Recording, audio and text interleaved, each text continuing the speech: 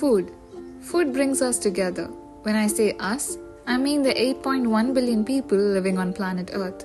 Here at Litonio, it's no different. Good food brings us together at Corner Cafe, and our phones come along with us. Hi, I'm Nayanika Arjun.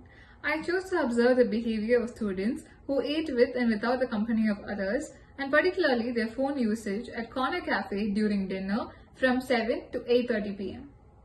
I chose this topic in particular to understand the influence of others on self. This study was conducted in a naturalistic observation where the participants were unaware and undisturbed. The food being served, the premises, and the room temperature were all constant factors for all participants in most cases, although the food picked out from the buffet by each participant could vary. And there were a total of 168 participants who were further subdivided into people who eat alone, pairs, trios, groups of 4, groups of 6 or more. From the data that is being collected, we can understand that people who eat alone consist of a very small crowd, constituting of only 8% of the total sample. And almost most people who eat alone use their phones either to watch something such as a movie or a match.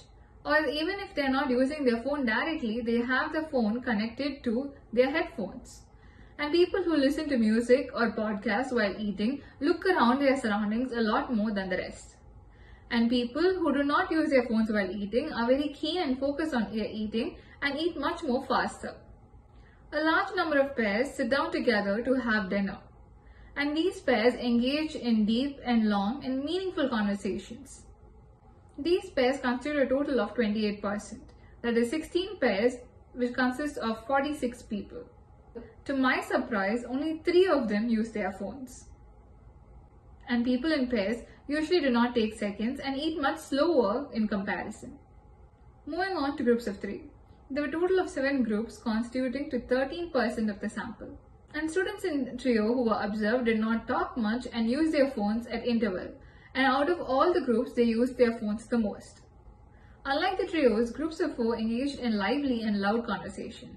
Almost all members of the group took part in the conversation and were actively engaging. And they used their phone significantly lower than the rest. And they constitute to 28.5% of the sample. Moving on to groups of 6 or more. Groups of 6 constitute 24% of the sample. Something very significant or interesting about groups of 6 or more is that there were no all-female groups.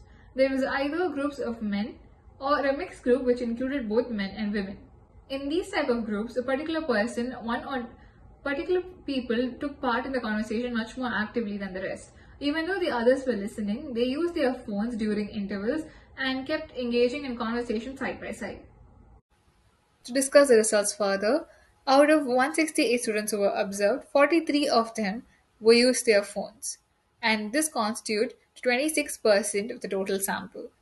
And students who ate alone constitute for more than 1/4 of the 43 who used their phone.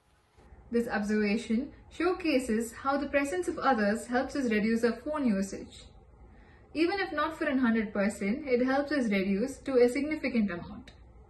Therefore, this technique of being around people or socializing can be used to overcome phone addiction.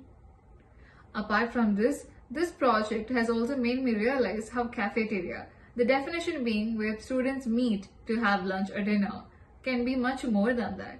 A place to socialize, a place to think, a place to share ideas, and place to even observe like I did.